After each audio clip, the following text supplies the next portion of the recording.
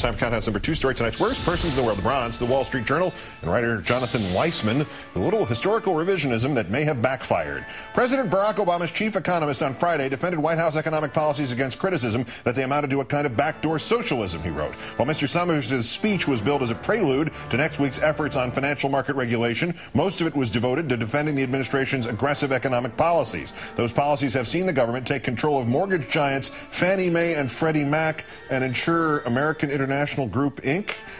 See how the Journal just slipped its readers the old rubber peach? Talk about a speech by Larry Summers of the Obama administration. The Obama administration, the government which is taking control of Fannie Mae and Freddie Mac and AIG Insurance. Except the Obama administration didn't take control of Fannie Mae and Freddie Mac and AIG Insurance. The Bush administration did. All of that was last fall. So the Journal is saying taking over Fannie Mae and Freddie Mac and AIG was backdoor socialism. Didn't the Journal just call President Bush a backdoor socialist? The silver to Jonah Goldberg of the National Review, defending the far right despite its enabling of such terrorists as Scott Roeder and James Van Brun, writing that perhaps the left is responsible for Van Brun because, quote, after all, for years, mainstream liberalism and other outposts of paranoid Bush hatred have portrayed neoconservatives, usually code for conservative Jews and other supporters of Israel, as an alien pernicious cabal. I have been hearing and using the term neoconservative for nearly a decade now. This is the first time I have ever heard it associated with any religious or ethnic group. The thought never occurred to me until Mr. Goldberg raised it, nor did the religions of any of the people described by the term. Neocons, whatever their faith, are not judged by that nor referred to by it. Neocon may indeed be code, but for belligerence, pig-headedness, stupidity, wasteful, indifference to human life, and especially as Mr. Goldberg's qualifications with the title, paranoid. And tonight's worst, the City Council of Brooksville, Florida. Over the objection of the mayor, the 4 council members have approved a dress and appearance policy for city employees. They now cannot display body piercings except in the ear. All cuts or wounds must be covered. Halter tops and spandex are no longer permitted. Skirts worn below the waistline to expose the abdomen or back are prohibited. And best of all, underwear must be worn. The mayor asks, how are we going to enforce that? Well, you can do what Woody Allen did, had his crazy dictator of San Marcos do in the movie Bananas. All citizens will be required to change their underwear every half hour. Underwear will now be worn on the outside, so we can check. The City Council of Brooksville, Florida, also known as the Underwear Checkers, today's worst persons in the world. The 150 passengers and the hero crew aboard U.S. Airways Flight 1549 probably thought they had survived everything. They thought that way, at least until they met AIG Insurance.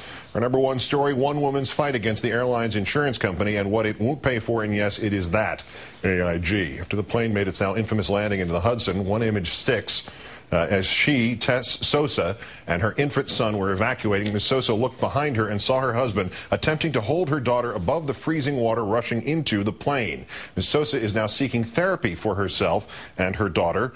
The U.S. Airways people say the airline issued each passenger a $5,000 check, pointed out that it had no legal obligation to do so. Enter the insurer for U.S. Airways, AIG, the American International Group, the same failed insurance giant, given $170 billion of taxpayer bailout money, and its response to the passengers seeking help paying for psychological counseling in the wake of what was still an awfully traumatic day.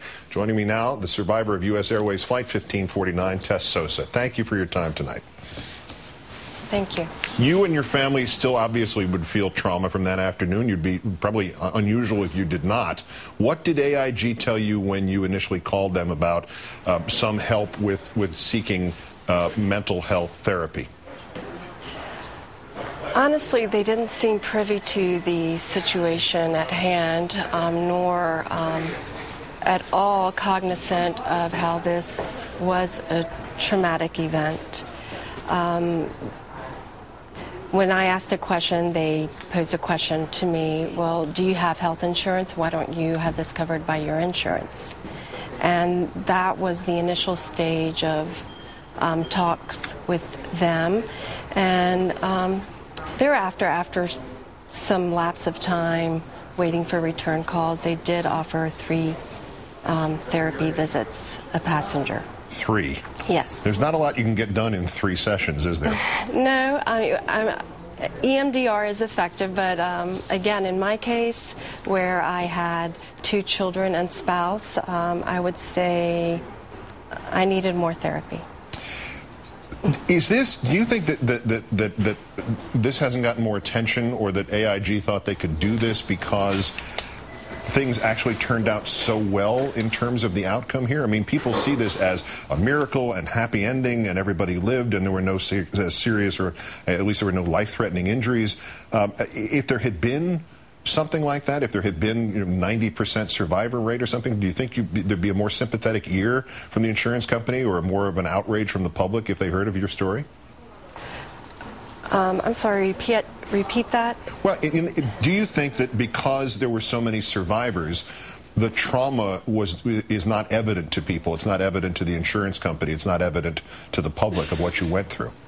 I think a lot of the public are empathetic to what's happened to us, but then there are people who don't understand. I think unless you've survived a plane crash, our case is a rarity, so no one can really assess exactly how traumatic it was for all of us. I assure you, we have a group, and a lot of the passengers on the flight were business travelers, and they're traveling as we speak, and all of them are going through difficulties. My family and I have not flown as of yet, but yes, there is a sense of this was not, there were no casualties, no injuries, so be happy that you walked away. But I think the main point here is, yes, it was traumatic. Yes, it was a miracle. As far as AIG is concerned, I don't think it's a smart move that they don't treat this as a special case in terms of, it's a historic event. Let's protect this event and its people, the people that were in it. I think that would have been a very smart move for AIG. In light of the bailout that they got, in light of the bad publicity they got beforehand, I think it would have shown some corporate accountability on their end to protect and care for us as an insurer should. Could have turned it around and made made it a big event, and everybody could have been smiling, and there would have been nice pictures. And it wouldn't have taken much. It would have taken a few phone calls. Yes, we'll pay for your therapy. How can we help you? Exactly. And also, I just want to add that they continue to change their contact person, which stalled the claims, and it made the passengers feel like we weren't really cared about. I can understand how you feel that.